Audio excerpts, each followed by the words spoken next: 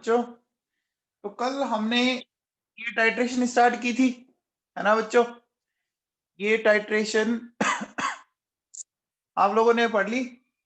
बोलो बच्चों, ये टाइट्रेशन आपने की घर पे, इसकी की क्या?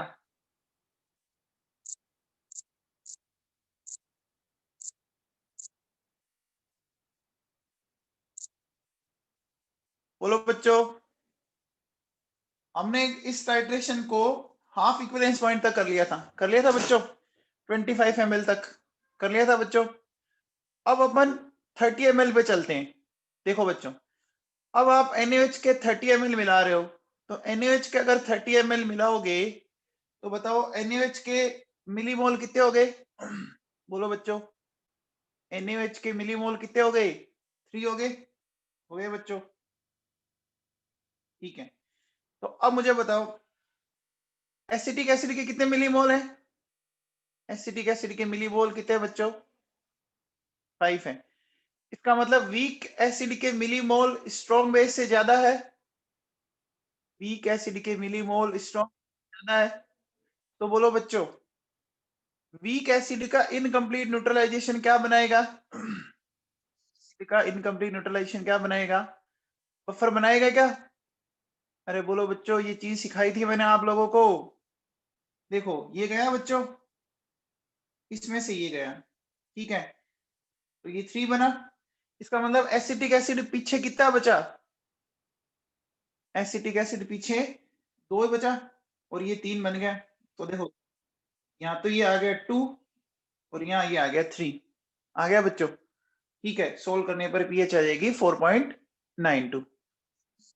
चलिए, अब आ जाओ बच्चों 40 ml पर। तो 40 ml पर NaOH के मिलीमोल कितने हो गए? 4 हो गए बच्चों।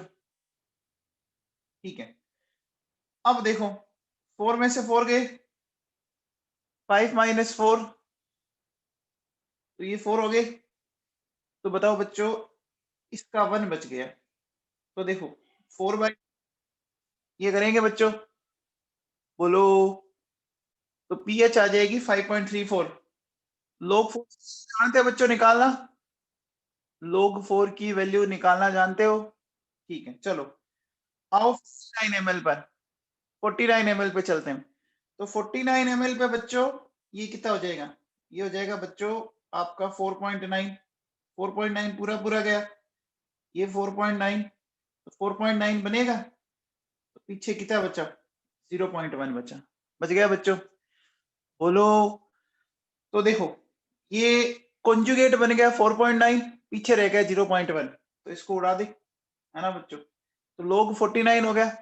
log 49 को निकाल सकते हो बच्चों 7 का स्क्वायर करके? 49 को 7 का स्क्वायर करके निकाल सकता हूँ। 7 की वैल्यू कितनी होती है बच्चों? 7 की वैल्यू कितनी होती है? 0.84। तो 0.84 का डबल करोगे तो 1.68 आ जाएगा क्या? 1.68 आ जाएगा बच्चों। तो देखो ये कितना हो गया? 6.42 आ गया। आ गया बच्चों? आ गया? चलिए, अब आगे आइए बच्चों 49.9 ml पर। 49.9 ml पर, ठीक है। तो देखो बच्चों, ये हो गया बच्चों 4.99 हो गया। 4.99, ये हो गया 4.99। तो बच्चों ये 4.99 जाएगा और 4.99 बनेगा। बोलो बच्चों, तो पीछे कितना बचा? 0.01 बचा क्या? बोलो बच्चों, पीछे 0.01 बच गया क्या? बोलो तो सही। अब बताओ बच्चों, अगर पीछे 0.01 बच गया तो हमारे अकॉर्डिंग ये आ गया। अब आप ये कह सकते हो कि ये हो गया 4.74 प्लस लोग, मैं लगभग लगभग इसको 5, बच्चों ये 499 आ रहा है, मैं इसको 500 ले लूं। बोलो बच्चों, तो 500 को अपन लिख सकते हैं बच्चों 5 इंटू 100। बोलो बच्चों, 5 की वैल्यू 0.7 होती है, 100 की 2 होती है, तो 2.7 आ गया। तो बोलो बच्चों कितनी आ गई? 7.4 आ गई, 4 आ गई। आ गई बच्चों? अरे ये समझाया है मैंने आप लोगों को। अब आओ बच्चों, अब देखो बच्चों 50 ml पर बात करते हैं। तो 50 ml पे इसके 5 हो गए क्या? तो बोलो बच्चों, ये पूरा पूरा गया, ये भी पूरा पूरा गया, ये पूरा पूरा गया। अब मुझे बताओ बच्चों कि क्या इस कंडीशन में बफर बनेगा? इस कंडीशन में बफर बनेगा क्या? नहीं बनेगा ना। तो क्या बनेगा बोलो बच्चों? जब कंप्लीट न्यूट्रलाइजेशन होगा, इसका मतलब अब सोल्ट हाइड्रोलिसिस होगा।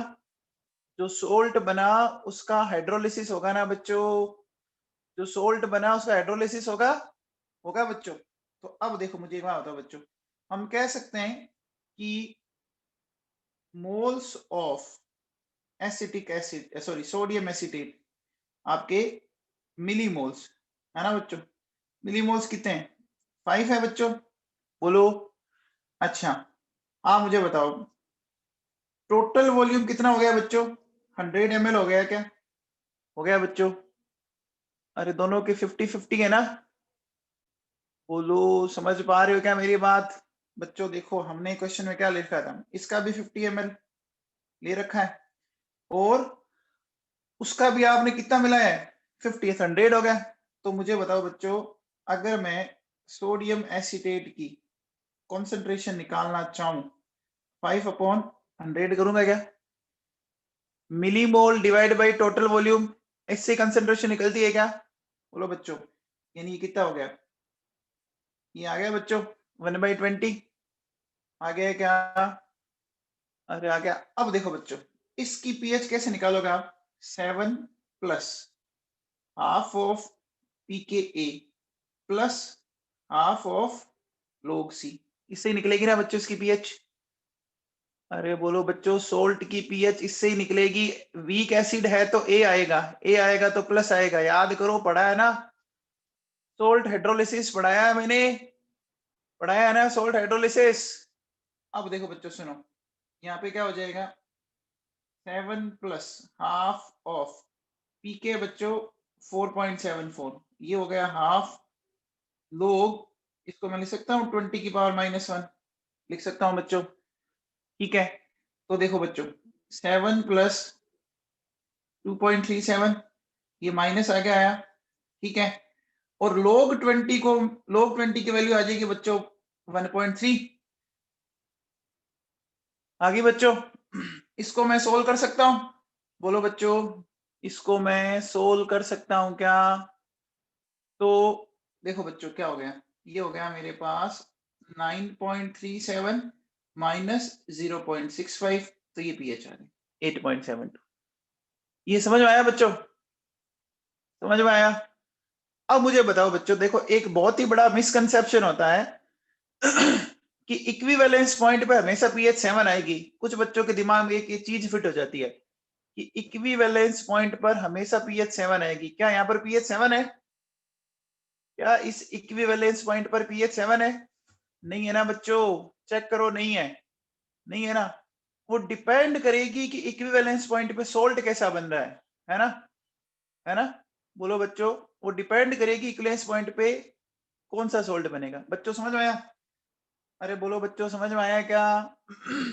अब बताओ, अब मैंने बच्चों 50.1 ml ले लिया, मैंने बच्चों अगला ले लिया 50.1 ml, तो बताओ ये कितना हो जाएगा बच्चों?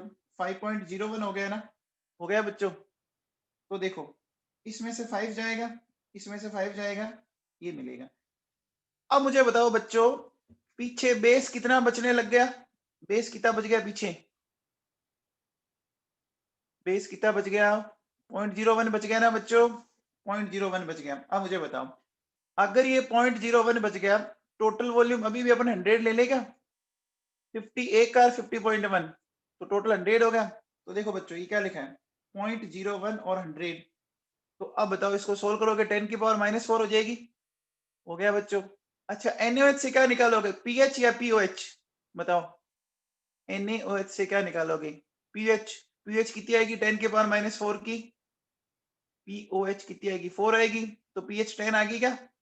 देखो बच्चों ये पीएच 10 आ गई। ये तो अपन ने कल भी किया था, देखो बच्चों ये वही आ रहा है, ध्यान दीजिए, ये अपन ने वही किया था। देखो ये देखिए बच्चों, 50.1 ml पे पीएच 10 कल कैलकुलेट किया था, 51 पे पीएच 11, ये किया हुआ ना बच्चों, देखो तो सही। अरे यही तो है, कल भी अपन ने NaOH ही मिलाया था।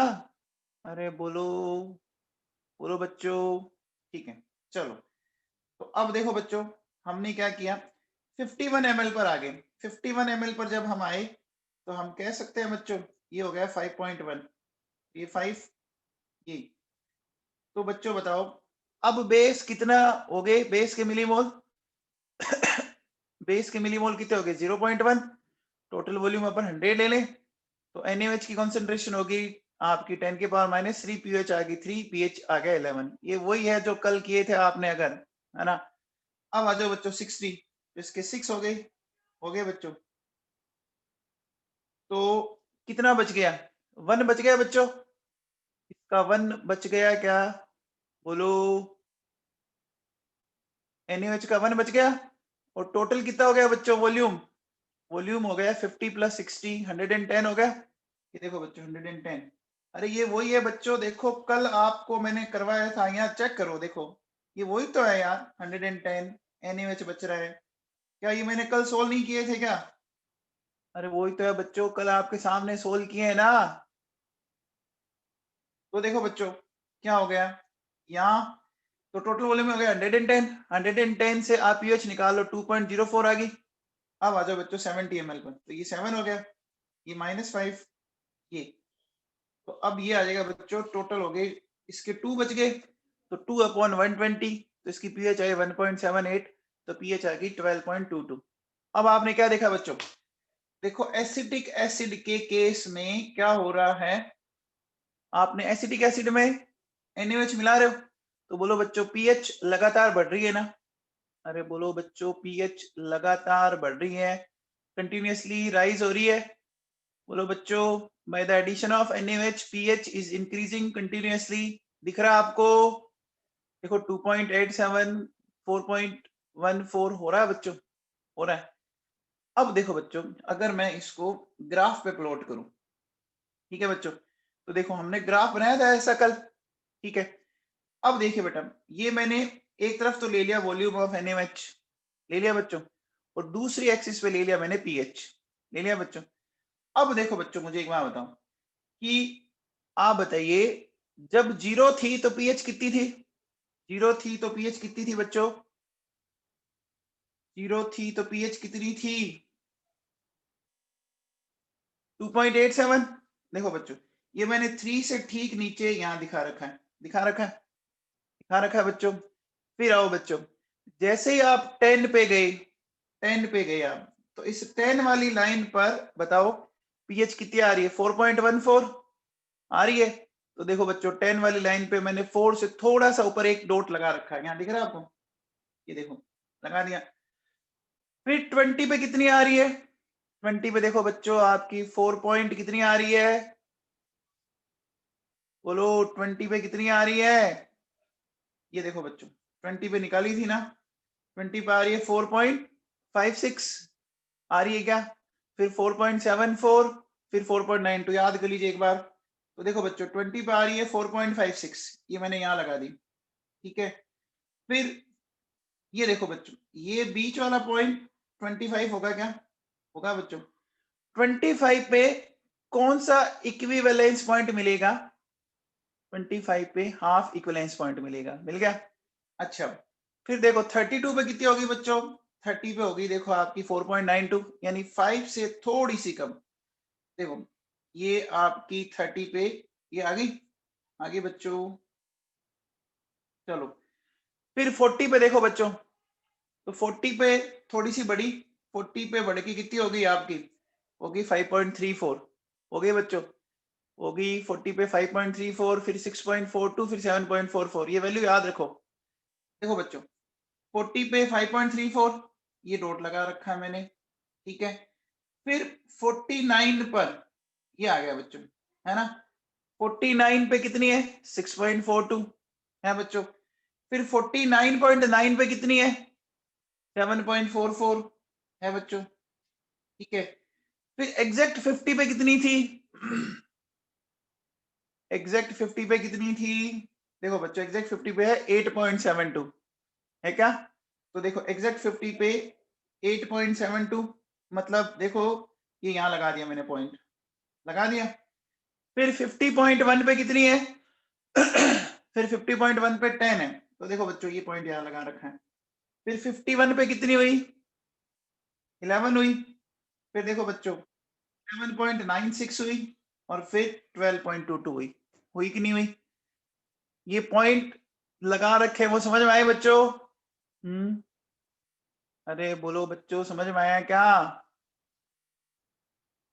अब देखो बच्चों, अगर आप इन सब को आपस में जोड़ते हो, देखो ये किस तरह से चल रहा है बच्चों।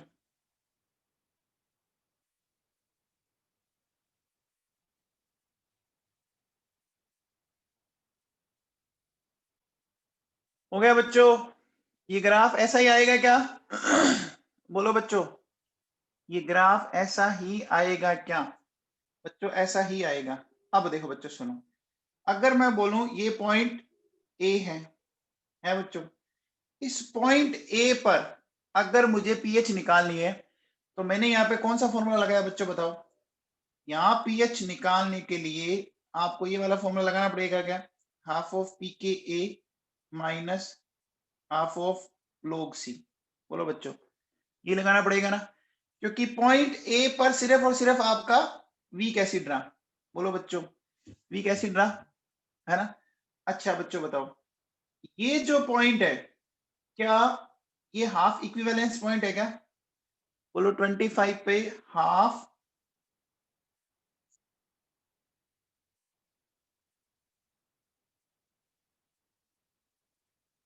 इक्विवेलेंस पॉइंट है। और इस हाफ इक्विवेलेंस पॉइंट पर क्या मैं ऐसा कह सकता हूं बच्चों कि यहाँ जो पीएच है वो पीके के इक्वल आई? बोलो बच्चों, आई कि नहीं आई?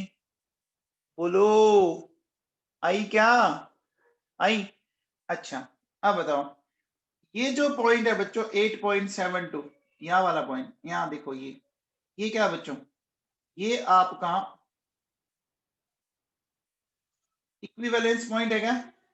बोलो बच्चों, ये वाला पॉइंट इक्विवेलेंस पॉइंट है। और इस इक्विवेलेंस पॉइंट पर अगर आप पीएच निकालते हो तो ये आया था क्या? 7 plus half of p K a plus half of log c है बच्चों।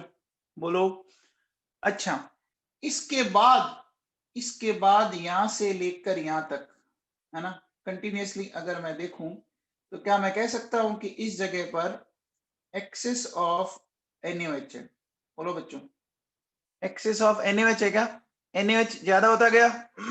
बोलो बच्चों। अच्छा, एक बात बताओ बच्चों, अगर मैं बोलूं कि भैया 0 ml से ज्यादा और 50 ml से कम, वहां तक क्या बन रहे थे बताओ? 0 ml से ज्यादा और 50 ml से कम क्या बन रहा था? वो सारे बफर बन रहे थे क्या? बोलो बच्चों, सारे के सारे बफर बन रहे थे, एसिडिक बफर। अरे बन रहे थे बच्चों।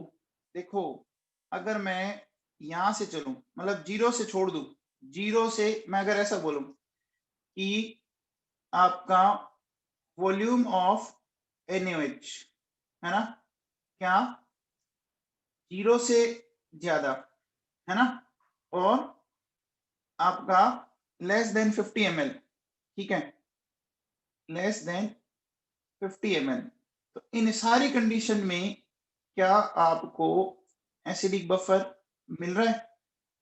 और उस एसिडिक बफर की पीएच आप ऐसे निकाल रहे हो क्या? pKa प्लस log, यहाँ पे क्या आ जाएगा देखो बच्चों, ये आया था एसिटिक एसिड और ये आ गया CH3CO। बोलो बच्चों, आगे क्या? आगे बात समझ में सबको क्लियर है ये? अरे बोलो बच्चों, आप मुझे बताओ किस चीज के बनने के चांसेस सबसे ज्यादा है? बफर के ज्यादा है या सोल्ट हाइड्रोलिसिस के ज्यादा है बताओ? बफर के बनने के चांसेस सबसे ज्यादा है ना। आप इनकम्प्लीट न्यूट्रलाइजेशन करते जाओ तो आप infinite type of buffer solutions बना सकते हो। समझ में आया क्या? अरे आया बच्चों? अरे आधा अधूरा तो बहुत हो सकता है। देखो जैसे मैं आपको ऐसे बोलूं, देखो बच्चों 100 में से 100 मार्क्स है ना, ये सिर्फ एक ही पोजीशन, एक ही कंडीशन पॉसिबल है ना। 100 में से 100 मार्क्स आना, सिर्फ एक ही कंडीशन हो सकती है ये। अब देखो बच्चों, अगर मैं बोलूं कि 0 से 100 के बीच में आपको इनफाइनाइट पॉसिबिलिटीज मिल जाएगी ना, 0 से 100 के बीच में इनफाइनाइट पॉसिबिलिटीज मिल जाएगी ना आप लोगों को, बताओ बच्चों, समझ में आया? अब एक चीज बताओ बच्चों, अगर आप इस ग्राफ को ढंग से देखो, है ना, तो बच्चों इसकी जो पीएच रेंज है, यानी ये जो लगभग लगभग जो ये वर्टिकल पार्ट है, ये थोड़ा छोटा नहीं हो गया क्या? ये वाला पार्ट थोड़ा छोटा नहीं हो गया क्या बच्चों? देखो कल जो आपने ग्राफ बनाया था ना, उसमें ये काफी बड़ा आया था ना, बोलो बच्चों, बड़ा आया था ना? अच्छा, बड़ा क्यों आया था? बताओ बच्चों, बड़ा क्यों आया था? अरे दोनों ही स्ट्रॉन्ग है, एसिड भी स्ट्रॉन्ग, बेस भी स्ट्रॉन्ग। आप इसका समझो, देखो बच्चों मैं आपको एक सिंपल से एग्जांपल समझाता हूँ, आपको समझ आ जाएगा।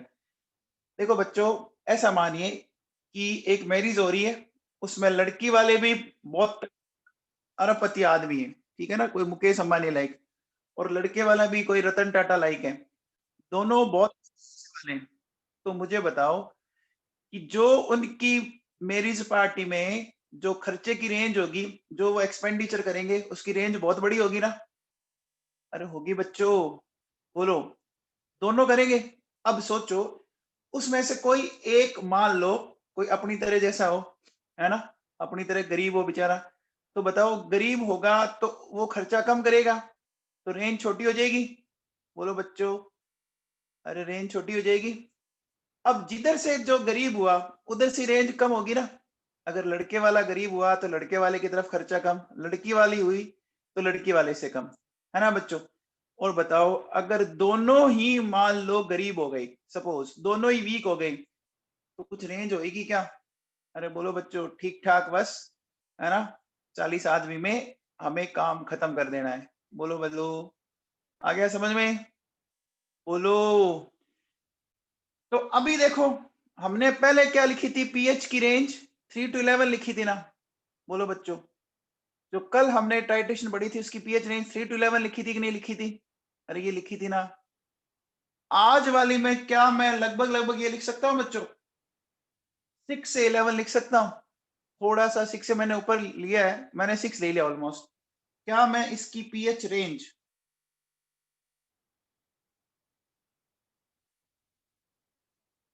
6 to 11 ले सकता हूं क्या? बोलो बच्चों। अब मुझे बताओ, ये किस साइड से कंप्रेस हुई, ये किस साइड से कंप्रेस हुई, एसिड वाले साइड से कंप्रेस हुई या बेस वाले साइड से हुई? बोलो बच्चों, एसिड वाले साइड से हुई ना? अरे एसिड वाले साइड से हुई ना। अगर एसिड स्ट्रॉन्ग होता तो आपका 7 से काफी नीचे जाता, मतलब 7 से कम होता जाता। वो देखो पहले था, तो आपका ध्यान दीजिए 3 से स्टार्ट हुआ था, है ना बच्चों?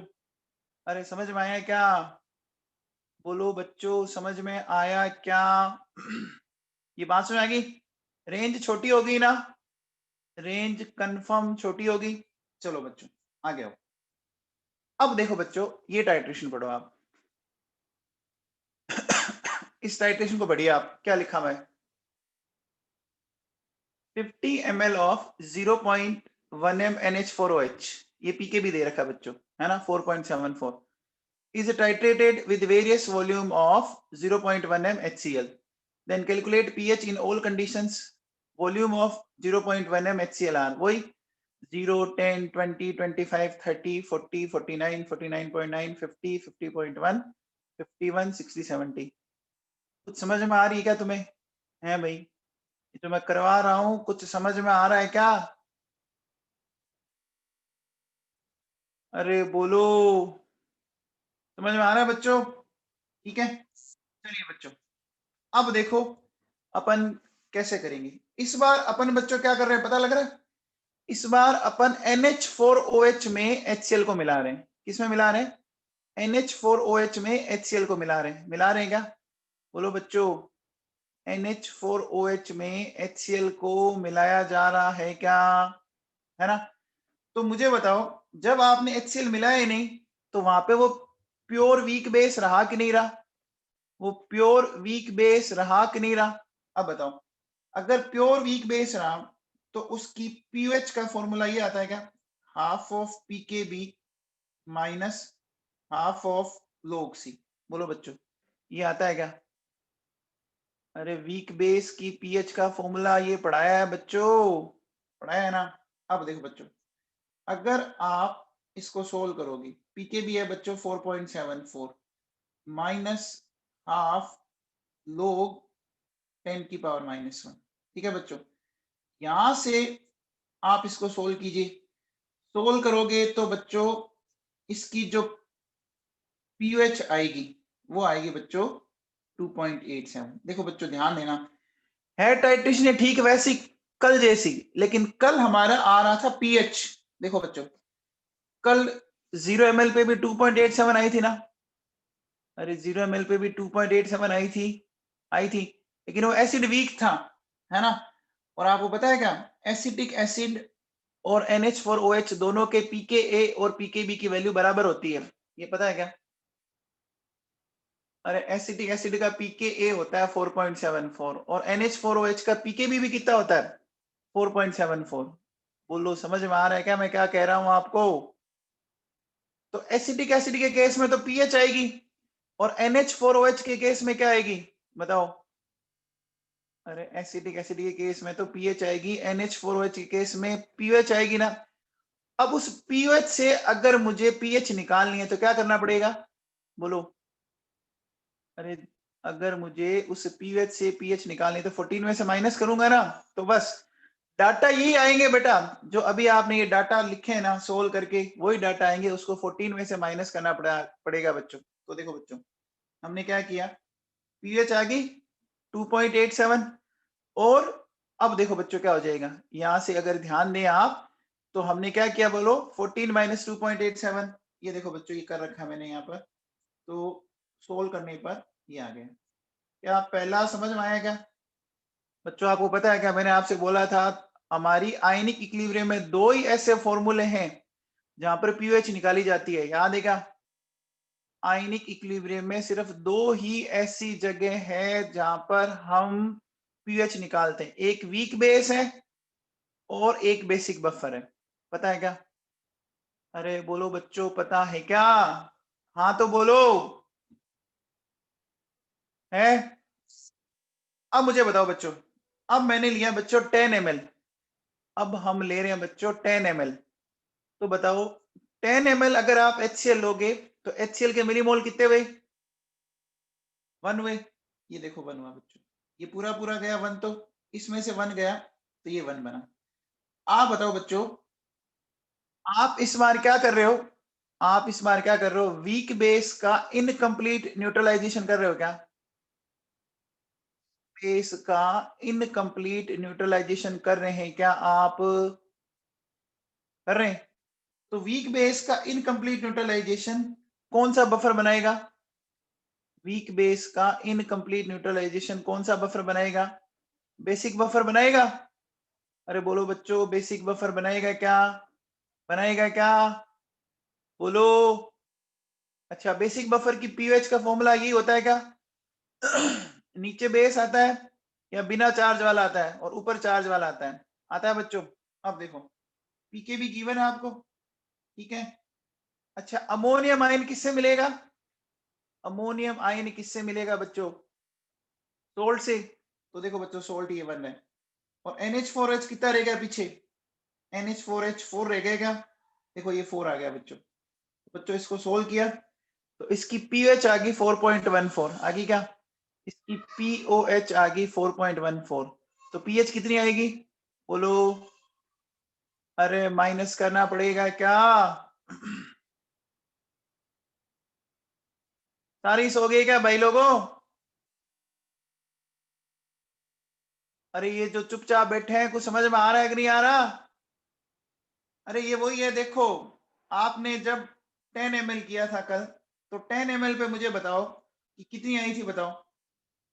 ये पीएच 4.14 आई थी कि नहीं आई थी कल? आई थी ना। आज पीएच नहीं आएगी, अब क्या आ रही है?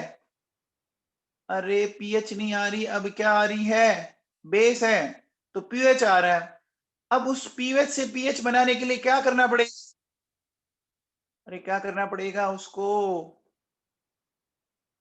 14 में से माइनस। तो देखो बच्चों हमने 14 में से माइनस किया और 14 में से जब हमने माइनस किया तो क्या आ गया, देखो 14 माइनस 4.14 9.86 आया क्या, आ गया बच्चों। अब आओ बच्चों, अब बात करते हैं 20 ml पर। तो 20 ml पर HCl के मिलीमोल कितने हो गए, अरे बोला करो रे तुम।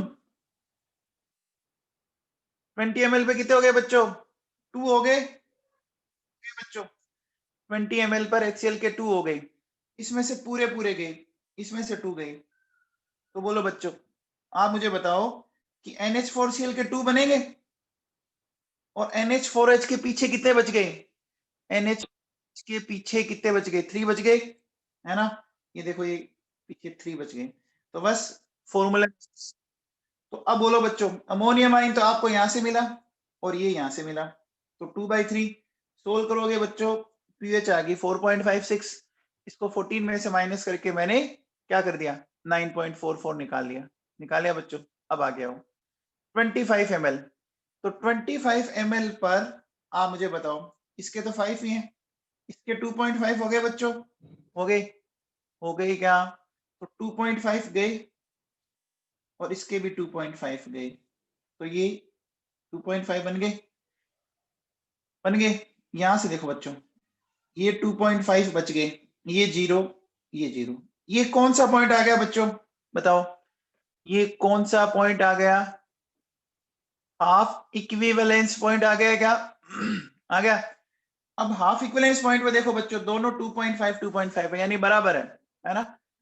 जब भी हाफ इक्विवेलेंस पॉइंट होता है, इसका मतलब होता है कि आपका बेस और उसका कॉन्जुगेट एसिड दोनों बराबर होंगे। तो देखो बच्चों, यहाँ पर भी 2.5, यहाँ पर भी 2.5, तो क्या आपकी पीओएच इस कंडीशन में पीकेबी के बराबर आ गई क्या, आ गई बच्चों। और देखो, उसको मैंने 14 में से माइनस करके 9.26 निकाल ली पीएच, आ गया समझ में। चलो अब आओ बच्चों 30 ml पर।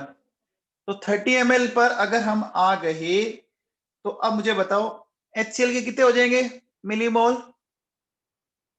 3 हो गए बच्चों, ये 3 हो गए, तो ये 3 में से 3 गए, ये, तो इसके 2 बचे और ये 2। बोलो बच्चों, सॉरी 1 मिनट।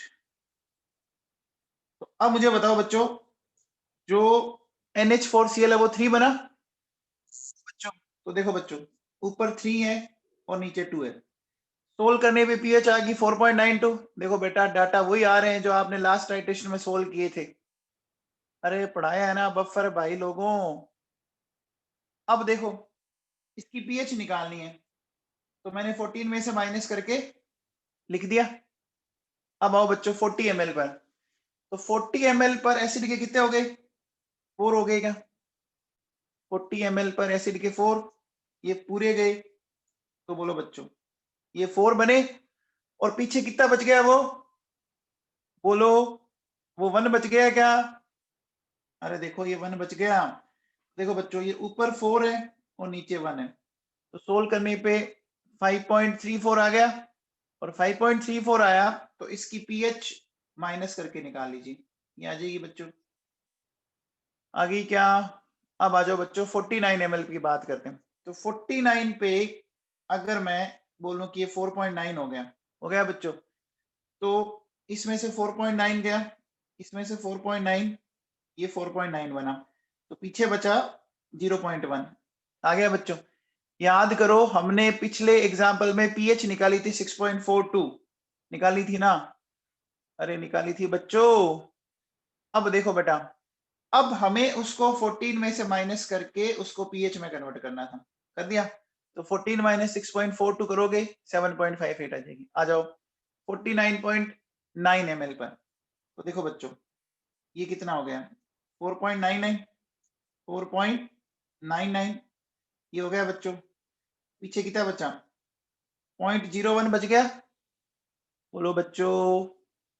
अच्छा अब बताओ, ये 499 को मैंने क्या लिखा था, 499 को मैंने 500 लिखा था क्या, और इसको हमने सोल्व किया था बच्चों, अरे इसको हमने सोल्व किया था क्या, देखो ये पढ़ा, ये निकाली पड़ी है ना, अरे निकाली पड़ी है। बस इसमें डिफरेंस क्या है कि उसमें वो POH आ रही है, तो हमें उस POH को pH में कन्वर्ट कर रहे हैं, क्योंकि हमें ग्राफ pH के लिए बनाना है। तो बोलो बच्चों, ये आ गई, तो इसको 14 में से माइनस करके हमने ये pH बना ली बच्चों। अब आ जाओ बच्चों 50 ml पर। तो जैसे ही मैं 50 ml पर आया, कौन सा पॉइंट आ गया बच्चों? 50 ml पर आते ही कौन सा पॉइंट आ गया? Equivalence point. ये भी 5 हो गया। 5 माइनस 5, 5 माइनस 5, ये 5 हो गया। बोलो बच्चों, अब कौन सा फॉर्मूला लगेगा बच्चों, बताओ अब कौन सा फॉर्मूला लगेगा? बफर का या सोल्ट हाइड्रोलिसिस का? बफर का या सोल्ट हाइड्रोलिसिस का? अरे बच्चों, अब बफर तो बना ही नहीं ना, बफर थोड़ी ना, सोल्ट हाइड्रोलिसिस लगेगा। तो देखो बच्चों 7, अब देखो बच्चों बेस वीक है ना, तो याद करो बेस वीक होता है तो माइनस लगता है, तो half of PKB minus half of log C, ये आएगा बच्चों। अब मुझे बताओ, अगर मैं आपसे बोलूं कि मिलीमोल्स ऑफ NH4Cl कितने बनेंगे? आपके बनेंगे बच्चों 5 बने। अच्छा बताओ, टोटल वॉल्यूम कितना हो गया? 100 हो गया क्या? टोटल वॉल्यूम 100 हो गया था क्या? अरे बोलो 100 हो गया क्या? 50-50 दोनों के 50-50। और बताओ कॉन्सेंट्रेशन बताओ बच्चों NH4Cl की, क्या? 5/100 यानी 1/20। बोलो बच्चों, अरे समझ में आया क्या? आया?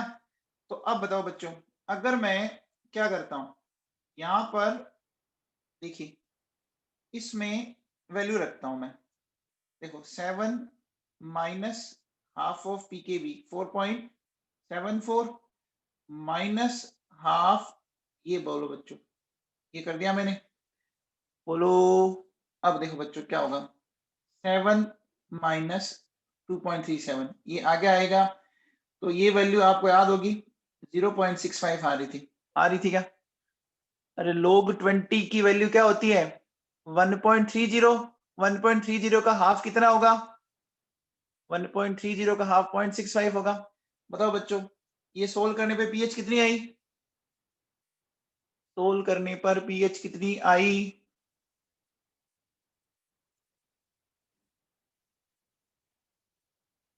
ये pH कितनी आ रही है बोलो बच्चों? 7.65 माइनस 2.37 कितना आ रहा है? जल्दी बताओ।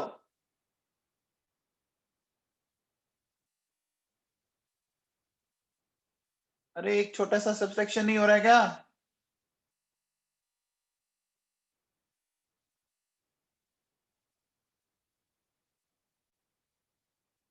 बोलो, सारी सो गई क्या?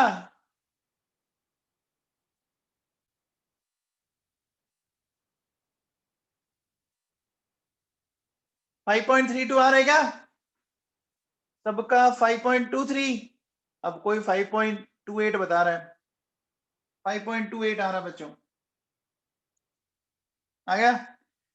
आ गया बच्चों? अब बताओ बच्चों, अगर मैं 50.1 ml लूं, लिया बच्चों? 50.1 ml लूं, है ना बच्चों? तो बेटा ये कितना आ रहा है चेक कर लो ना यार। देखो 7.65 और 2.37, तो ये तो यही आ रहा है ना, 5.32 का आ रहा है, 5.28 ही तो आ रहा है। हाँ भैया, अब देखो मैंने 50.1 लिया, तो 50.1 जैसे ही मैंने लिया, देखो बच्चों ये 5.01 हो गया क्या? ये 5.01 हो गया, ये गया, और इसमें से ये गया। तो अब मुझे बताओ बच्चों, एक्सिस में कौन बचने लग गया? एक्सिस में कौन बचने लग गया? हम मिला किसको रहे हैं? अरे हमने इस टाइट्रेशन में हम किसको मिला रहे हैं? देखो बच्चों क्या लिखा हुआ है, थोड़ा ध्यान तो दो। HCl मिला रहे हैं बच्चों। अब HCl बचा, तो कितना बचा HCl? देखो बच्चों HCl बचा आपका कितना? 0.01। अरे बच्चों 0.01 बच गया क्या? अगर ये 0.01 बच गया, ठीक है, तो टोटल वॉल्यूम कितना हो गया? टोटल वॉल्यूम 100 हो गया। तो देखो बच्चों 0.01 और 100 ये हो गया बच्चों 10 की पावर -4। तो pH 4 आ जाएगी क्या? अरे pH 4 आ गई बच्चों। अगले में आ जाओ 51 ml। तो देखो बच्चों ये हो गया 5.1 और ये 5, ये गया बच्चों, बोलो। तो बताओ HCl अब कितना रह गया? HCl अब 0.1 रह गया। ये 0.1 अपॉन 100 हो गया बच्चों। यहां से ये आया 10 की पावर -3। तो pH 3 आ गई क्या? pH 3 आ गई बच्चों। अब आ जाओ 60 ml पर। 60 ml पे देखो बच्चों ये 5, ये 6, ये गया बच्चों, बोलो। ये भी गया। तो मुझे एक बात बताओ कि कितना बच रहा है HCl पीछे? 1 बच गया ना। इधर देखो, तो देखो टोटल वॉल्यूम हो गया 110 हो गया। 110 की वैल्यू निकालनी आती है बच्चों।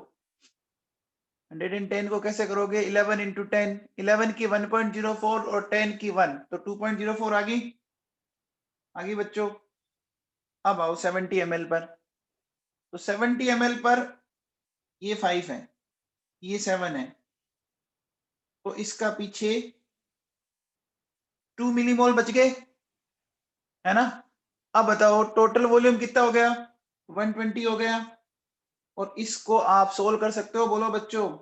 देखो पीएच आपको निकालनी है तो माइनस log 60 ये इन्वर्स कर सकते हैं, और ये हो गया log 60।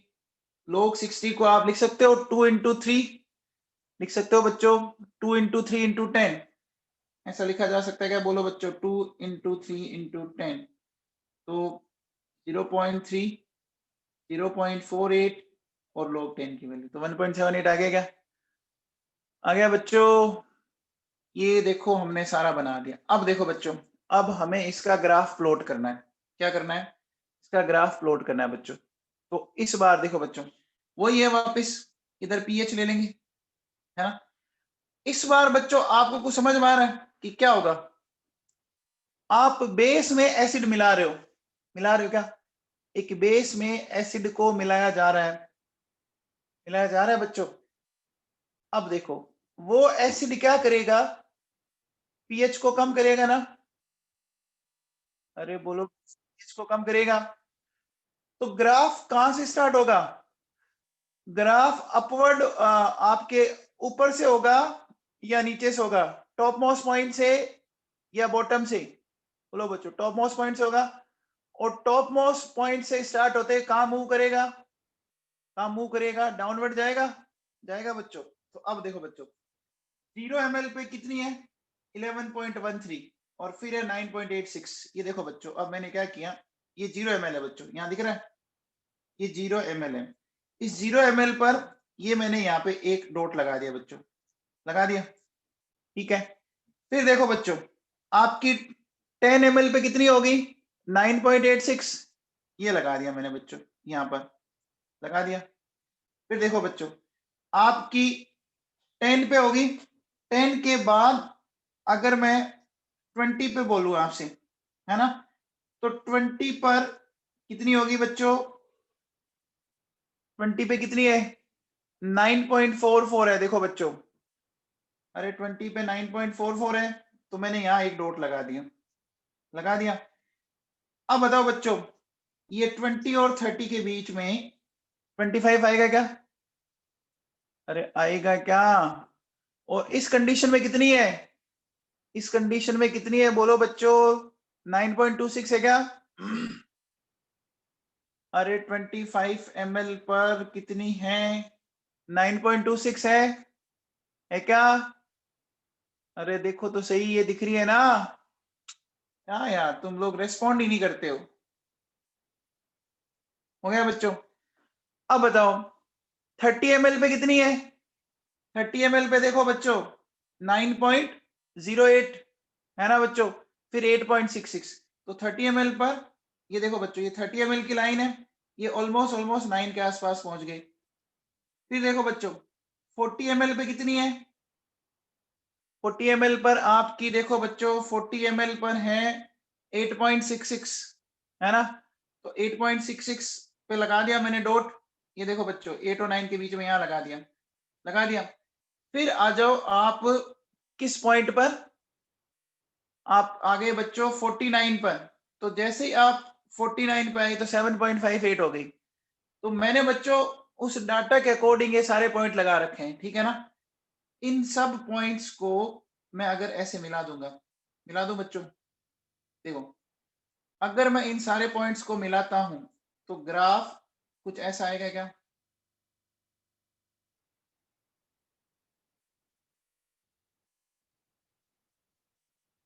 आएगा? बोलो बच्चों।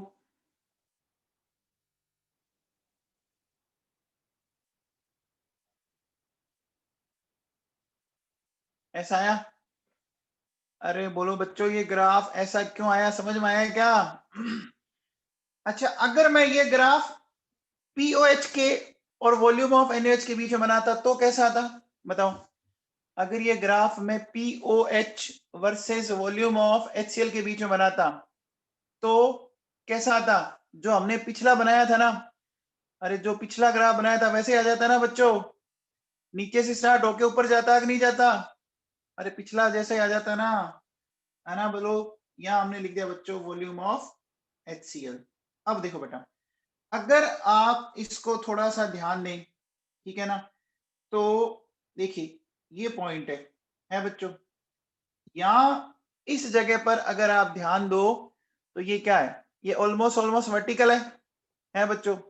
और इसको क्या बोलते हैं बोलो, इस वर्टिकल वाले पार्ट को हमने क्या बोला था, क्या बोला था बच्चों? अरे क्या बोला था, इस वर्टिकल वाले पार्ट को क्या बोलते हैं, जानते हो क्या? इसको पीएच रेंज बोलते हैं बच्चों, इसको पीएच रेंज बोलते हैं। तो आप अगर इसमें बोलो कि इसकी पीएच रेंज, अगर मैं ऐसा बोलूं कि 3 से आपकी 7 या 7.5, ऐसा बोल सकते हैं, बोलो बच्चों। 3 से 7 या 7.5, मैं एक बार 7 ही लिख देता हूँ, है ना बच्चों, मैं 7 लिख देता हूँ। बोलो बच्चों, अब मुझे एक बात बताओ बच्चों, इस बार ये किस साइड से आपकी कॉन्ट्रैक्ट मार गई? अरे इस बार ये किस साइड से, बेस वाली साइड से। देखो बच्चों, ऐसा क्यों हुआ, ऐसा क्यों हुआ बच्चों, बताओ। अरे बेस वीक है बच्चों, आ गया। अब ये बात आपको समझ में आ गई क्या? आ गई। दोनों स्ट्रोंग हो गए तो दोनों हाथ आप चौड़े कर लो, ऐसे समझ में आ रहा है? अरे आप अपने दोनों हाथ ऐसे चौड़े करो तो आपकी दोनों के जो दोनों हैंड है उनके टर्मिनल पॉइंट के बीच की डिस्टेंस ज्यादा होगी।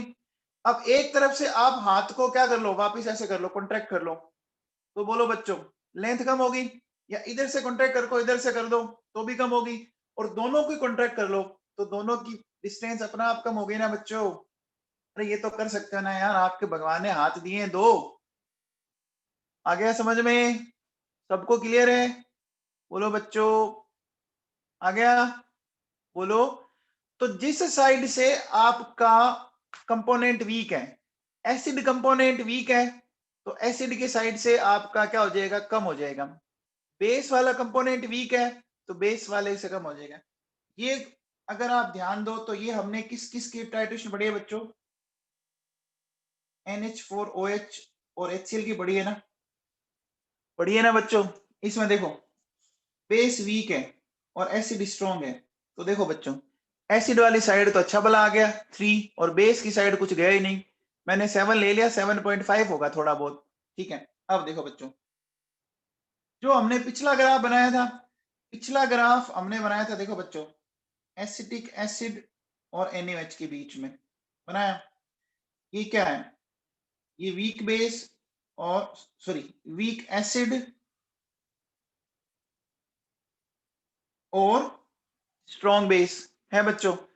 आप देखो बच्चों क्या हो रहा है, ध्यान दीजिए, दिख रहा है आपको, इसकी पीएच की रेंज दिख रही है 6 to 11 या 7 to 11, जो आपकी इच्छा है वो बोल सकते हो। दिख रहा है क्या?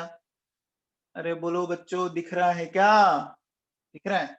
अब देखो बच्चों, जो हमने कल ग्राफ बनाया था उस ग्राफ में बोलो बच्चों दोनों ही स्ट्रॉन्ग थे, एसिड भी स्ट्रॉन्ग है और बेस भी स्ट्रॉन्ग है। तो जब दोनों ही स्ट्रॉन्ग है तो आप एक चीज बताओ बच्चों, दोनों साइड ही बड़ा हुआ ना, 7 से एसिड की साइड भी ज्यादा चला और बेस की साइड भी ज्यादा चला। बोलो समझ में आ गया क्या? अरे आ गया। 7 मिड पॉइंट है, 7 आपका मिड पॉइंट है। अगर एसिड स्ट्रॉन्ग तो 7 से आप कम होते जाओ, बेस स्ट्रॉन्ग तो 7 से आप ज्यादा बढ़ते जाओ। क्या ये बात समझ में आई क्या?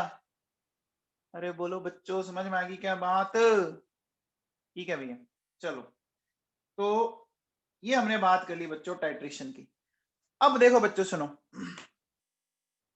वीक एसिड वीक बेस की टाइट्रेशन हम लेबोरेटरी में करेंगे नहीं, है ना। वीक एसिड वीक बेस की टाइट्रेशन हम लेबोरेटरी में करेंगे नहीं। क्यों नहीं करेंगे बच्चों बताओ? वीक एसिड वीक बेस की टाइट्रेशन हम लेबोरेटरी में करते नहीं हैं, क्यों? अच्छा चलो पहले इस ग्राफ पे कुछ पॉइंट्स करते हैं अपन डिस्कस। बताओ, इस पॉइंट पे मैंने पीएच, ये पीएच निकाले, इसका फॉर्मूला ये आया था क्या? PH equals to half of pKb minus half of log C। बोलो बच्चों, ये आया था क्या? आया था बच्चों। फिर देखो बच्चों, ये 25 ml पर क्या मैं यहाँ कह सकता हूं कि यहाँ जो पीएच है वो पीकेबी के बराबर है क्या बच्चों? बोलो, है बच्चों।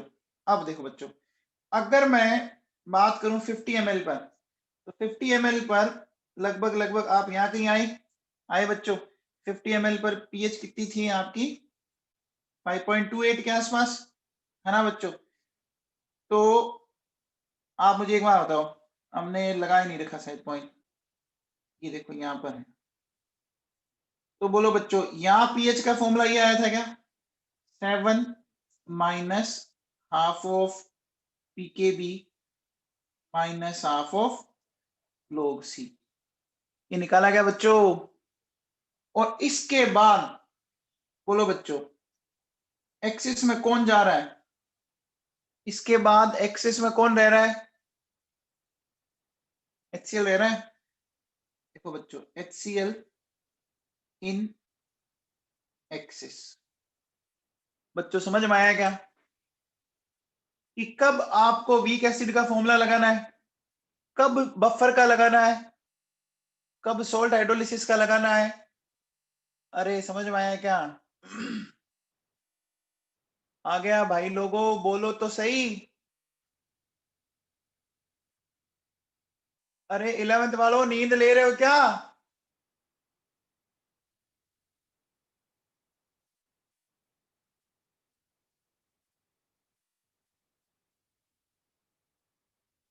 जसिका किराड़ू, समझ में आई क्या बात? या नींद ले रही है? ये यस सर किसके लिए बोला आपने, बताओ?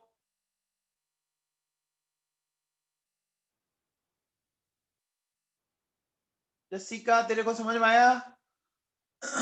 चलो बच्चों, अब बताओ, हमने ये बोला कि वीक एसिड वीक बेस की अपन टाइट्रेशन करेंगे नहीं लेबोरेटरी में। बोलो बच्चों, क्यों नहीं करेंगे? वेरी गुड, बच्चों को समझ में आ गया। अब समझ में आया बच्चों, इसकी पीएच रेंज इतनी छोटी हो जाएगी, इतनी छोटी हो जाएगी, कोई काम की नहीं है ना। हो जाएगी ना, दोनों ही बच्चों आपकी क्या हो जाएंगे, आपके वीकर हैं बच्चों। अच्छा एक बात हो, आपको पता है क्या बच्चों, वीक एसिड और वीक बेस का जो सोल्ट होता है वो बफर होता है ना, याद है क्या? अरे वीक एसिड वीक बेस का जो सोल्ट होता है वो एक बफर होता है बच्चों, याद है क्या? आप देखो बच्चों, उनकी पीएच का एक फॉर्मूला लिखा था हम लोगों ने, 7 plus half of p K ए और हाफ ऑफ पी के बी, याद है क्या? है बच्चों। अब इसमें देखो कॉन्सेंट्रेशन टर्म्स आ ही नहीं रहा ना, आ ही नहीं रहा ना। तो यहाँ बफर में कोई बहुत बड़ा चेंज आएगा क्या? अरे पीएच में कोई बहुत बड़ा चेंज आएगा क्या? नहीं आएगा ना।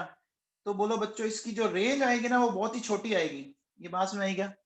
रेंज बहुत ही छोटी आएगी। देखो मैं आपको ऐसे समझाता हूँ, देखो अगर आपसे कोई कहे, आप मार्केट गए, मार्केट आप गए, आपसे उसने पूछा कि भाई साहब आपको गिफ्ट लेना है, बताओ रेंज बताओ। तो आपने बोला कि साहब आप हमें ऐसा कीजिए कि 1000 से लेकर 2000 तक दिखा दो। बोलो बच्चों, ये रेंज अच्छी भली है? दिखा सकता है? दिखा सकता है ना। आपने बोल दिया कि भैया मुझे तो 1000 से आपके 1005 तक दिखाओ। अब बोलो बच्चों, 1000 से 1005 तक ये रेंज बहुत छोटी होगी और इस रेंज में गिफ्ट मिलना मुश्किल हो जाएगा ना। अरे अब सोचो, इतनी छोटी रेंज दे दी तो ये तो बहुत ही खतरनाक बात कर दी ना आपने। समझ में आया? तो अभी आप सिर्फ इतना समझो, बोलो, आप इतना समझो कि वीक एसिड वीक बेस की जो टाइट्रेशन है ना, उसकी रेंज बहुत ही छोटी आती है, कोई काम की नहीं है वो। ठीक है ना? चलो बच्चों, अब आ जाओ बच्चों, बात करते हैं अपन इंडिकेटर। इंडिकेटर के बारे में मैंने कल थोड़ा बहुत बताया था। इंडिकेटर के बारे में मैंने कल थोड़ा बहुत बताया था। मैंने बोला था आपकी गाड़ी में इंडिकेटर होता है बच्चों, है ना? आपको लेफ्ट मूव करना है, राइट मूव करना है ना? ट्रैफिक सिग्नल वाला एग्जांपल दिया था, दिया था। अच्छा, एक आपने ये भी देखा होगा ना कि जैसे मान लीजिए आप, हाँ कलर चेंज हो जाएगा, सब कुछ सब कुछ ठीक है। अब एक और एग्जांपल सुनो, सुनो, आपने देखा होगा, बोलो बच्चों, जैसे कोई डॉक्टर बन गई तो डॉक्टर अपना एक माइलस्टोन लगा के रखते हैं बच्चों, रोड के ऊपर लगा के रखा जाता है कि ये साहब इन डॉक्टर का नाम ये है और ये इनका मकान नंबर है, और एरो लगा के दिखाया जाता है, दिखाया जाता है बच्चों। अरे दिखाया जाता है बच्चों, है ना? तो वो क्या है, वो इंडिकेटर है ना, तो वो इंडिकेट करता है। पुराने टाइम में आपने देखा होगा कभी, अगर आप व्यास कॉलोनी साइड गए हो, है ना, तो वहां पे बच्चों एक बड़े फेमस सर है बहादुर सर। बहादुर सर के इतने माइलस्टोन लगे हुए थे खंभों के ऊपर, खंभा और उसके ऊपर एरो करके। तो मैं सोचता था कि यार ये बहादुर सर किसी खंभे पे दिखे तो नहीं मुझे, है ना? मुझे बहादुर सर किसी खंभे पे दिखे ही नहीं। हर खंभे पे लगा रखा था, आपने अगर कभी देखा हो, है ना? बहादुर सर एक पढ़ाते हैं, वो आपके क्या, कॉमर्स पढ़ाते हैं आई थिंक, है ना? तो ये भी इंडिकेटर ही होता है बच्चों, होता है बच्चों इंडिकेटर। हाँ सर, चलो ठीक है। अब देखो बच्चों, तो इंडिकेटर उनको कहते हैं बच्चों, है ना, a substance which gives information about the completion of reaction by changing its color, करता है ना? वो सब्सटेंस जो अपना कलर चेंज कर दे जब रिएक्शन कंप्लीट हो जाए, है ना? तो हमें पता लग गया कि साहब रिएक्शन कंप्लीट हो गई क्योंकि उसने अपना कलर चेंज कर लिया। अरे समझ में आ गया बच्चों? अब देखो बच्चों, इंडिकेटर होते क्या है केमिकली? तो बच्चों इंडिकेटर या तो वीक एसिड या वीक बेस होंगे। अब देखो बच्चों, ये फिर वीक एसिड आ गए आपके, है ना? मैंने आपसे क्या बोला था कि अगर आपको आयनिक इक्विलिब्रियम ढंग से समझना है ना, तो जिस बच्चे ने वीक एसिड वीक बेस को अच्छे से किया है ना, उसको अच्छे से आएगा ये। अब देखो बच्चों, किसी भी एसिड या बेस, दो चीज हो सकती है, एक हो सकता है उसका अनआयोनाइज्ड पार्ट और एक हो सकता है आयोनाइज्ड पार्ट, हो सकता है ना बच्चों? जैसे सपोज ये है, देखो एच ए, सकता है बच्चों? तो बोलो बच्चों, एच ए कैसा पार्ट है इसका? एच ए कौन सा पार्ट है इसका? अनआयोनाइज्ड। और ए माइनस इसका आयोनाइज्ड है बच्चों। अब देखो ये क्या कहता है कि जो इसका अनआयोनाइज्ड पार्ट है वो या तो कलरलेस होगा या लाइट इन कलर होगा, मतलब हल्के कलर का होगा। समझ में आ गया?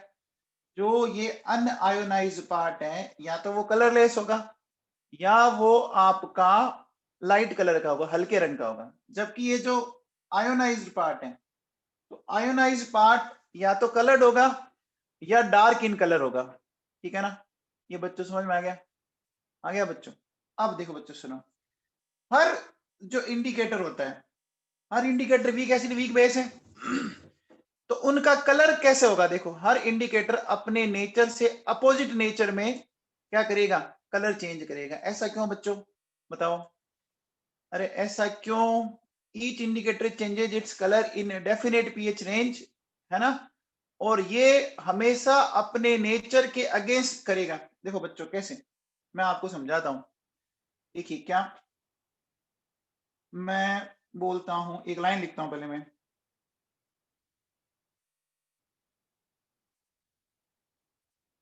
Each indicator changes its colour इन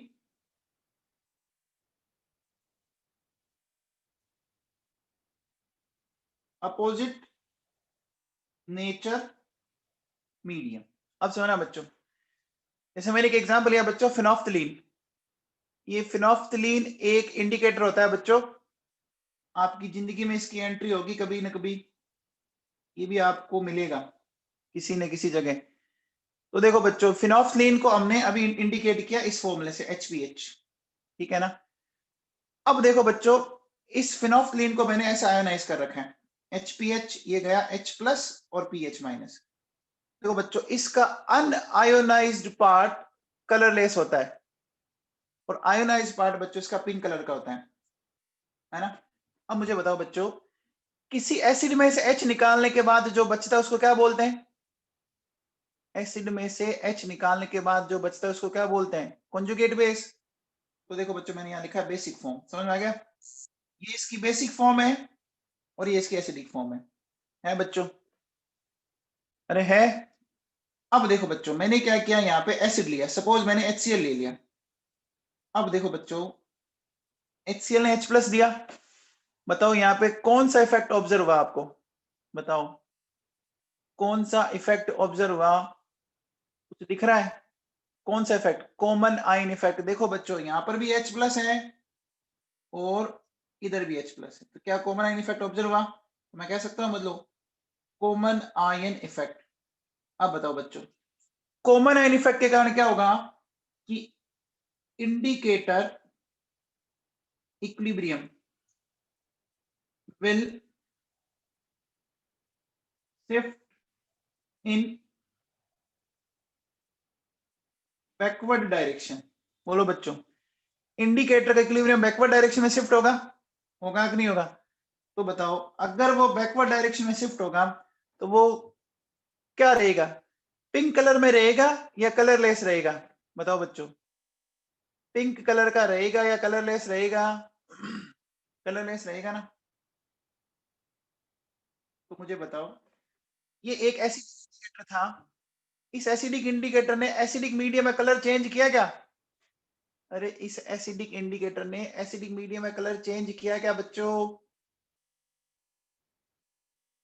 नहीं किया ना। देखो इक्विलिब्रियम बैकवर्ड शिफ्ट हो रखा है, नहीं किया। अब आओ बच्चों, मैंने मान लो लिया NaOH, इसने दिया प्लस OH माइनस। अब बताओ बच्चों, कौन सा इफेक्ट ऑब्जर्व होगा? देखो इस कंडीशन में अगर आप ध्यान दो तो यहां ये H प्लस है और यहां ये OH माइनस है। बोलो बच्चों, अपोजिट आयन इफेक्ट ऑब्जर्व होगा? देखो क्या होगा, H प्लस OH माइनस, ये H2O हो गया। तो यहां से देखो H प्लस OH माइनस, ये हो गया। इसको बोलते हैं बच्चों अपन अपोजिट आयन इफेक्ट। बोलो, equilibrium will shift in forward direction. बोलो बच्चों, अब अगर इक्विलिब्रियम फॉरवर्ड डायरेक्शन में शिफ्ट हो गया तो बच्चों बताओ इसका कौन सा कलर डेवलप हो जाएगा? पिंक कलर आ जाएगा। आ जाएगा बच्चों? आ जाएगा क्या? क्या ये लाइन समझ में आई कि हर इंडिकेटर अपने नेचर से अपोजिट नेचर में कलर चेंज करेगा? अब आ जाओ बच्चों, ये मिथाइल ऑरेंज है, MUH मिथाइल ऑरेंज है, ये बच्चों OH माइनस दे रहा है। तो OH माइनस अगर दे रहा है तो ये कैसे इंडिकेटर हुआ?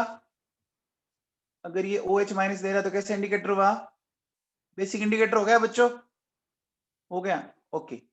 अब देखो बच्चों, किसी भी बेस में से OH हटा दें तो जो फॉर्म बनती है वो कौन सी फॉर्म होती है?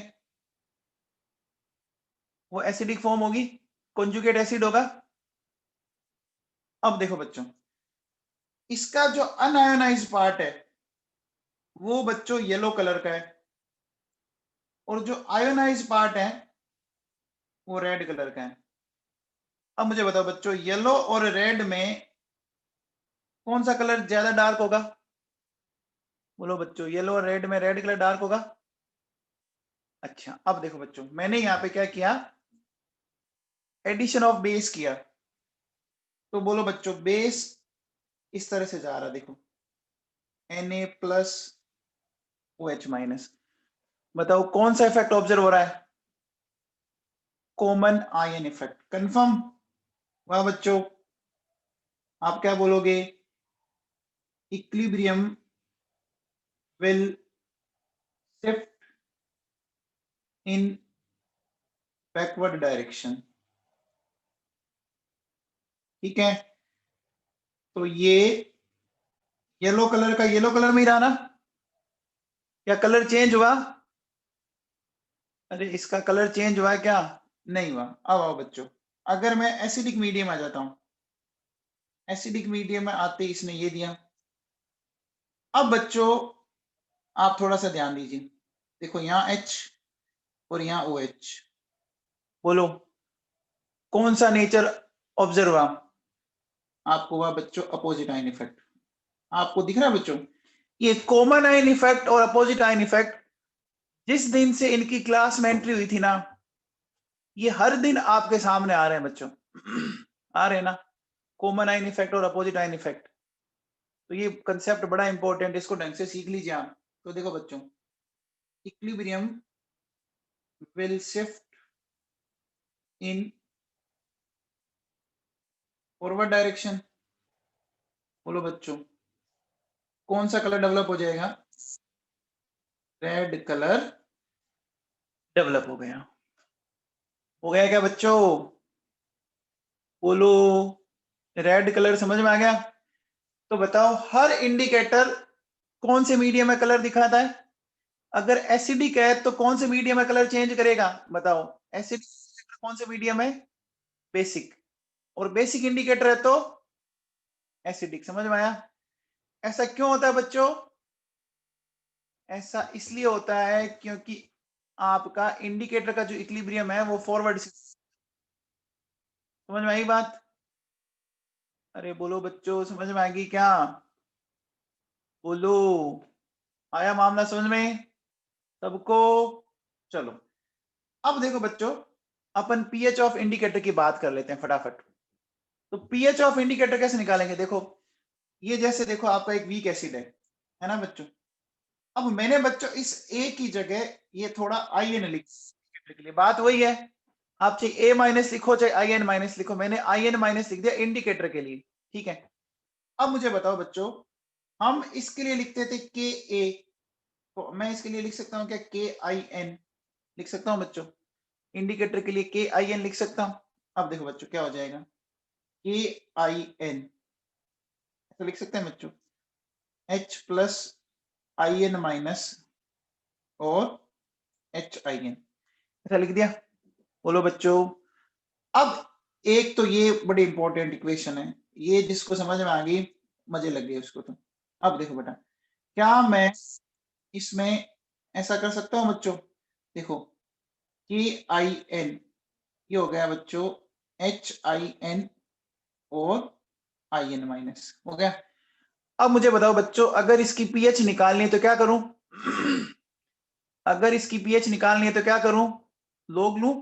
तो देखो बच्चों, log of H plus ion, log of KIN and log of HIN IN minus, इसको हमने माइनस से मल्टीप्लाई कर दिया। ऐसा करते हुए आ रहे ना? अरे बोलो बच्चों, ऐसा हम काफी टाइम से करते हुए आ रहे हैं ना? अब देखो बच्चों, इसको क्या लिखेंगे? देखो पीएच ये हो गया, देखो बच्चों PKIN प्लस लोग उल्टा हो जाएगा बच्चों आई एन माइनस और एच आई एन। बोलो बच्चों, क्या फॉर्मूला बन गया? अरे बोलो बच्चों, ये फॉर्मूला बन गया क्या? बताओ, ये इक्वेशन ठीक वैसी लग रही है क्या जैसी बफर में आई थी? अरे बोलो बच्चों, इक्वेशन ठीक वैसी लग रही है क्या जैसी बफर में आई है? देखो बच्चों, इसको अपन बोलते हैं हेंडरसन इक्वेशन। क्या बोलते हैं बच्चों? हेंडरसन इक्वेशन बोलते हैं। अच्छा, क्या मैं इसको ऐसा बोल सकता हूं, P H equals to P K I N, है ना, प्लस log ऑफ, देखो नीचे वीक एसिड तो ऊपर क्या आ गया? कॉन्जुगेट बेस आ गया। क्या हमने ये फंडा सीखा था ना, ऊपर हमेशा वो आएगा जिसपे चार्ज ज्यादा हो। अरे बोलो बच्चों, है ना। अब देखो ये बच्चों मैं कह सकता हूं ये एसिडिक बफर के लिए, सॉरी एसिडिक इंडिकेटर के लिए है बच्चों। तो बताओ अगर ये बेसिक इंडिकेटर होता है ना, तो मैं इसको ऐसे लिखूंगा POH, PKIN लिखा प्लस लोग, देखो बच्चों नीचे लिखूंगा मैं IN OH और IN प्लस। बोलो बच्चों क्या ऐसा बन जाएगा फॉर्मूला? अरे बन जाएगा। मैं कहता हूं वीक एसिड याद रखो, बाकी कोई जरूरत ही नहीं है। ये देखो बच्चों ये हो गया बेसिक इंडिकेटर के लिए। हो गया बच्चों, आगे बात समझ में? बोलो बच्चों क्लियर है क्या? आ गया सबको समझ में? पक्का? अब ये कल पढ़ना इतना, इससे आगे अपन कल करते हैं बच्चों, है ना। अपने को अगले 2 दिन में इस चैप्टर को खत्म करना है।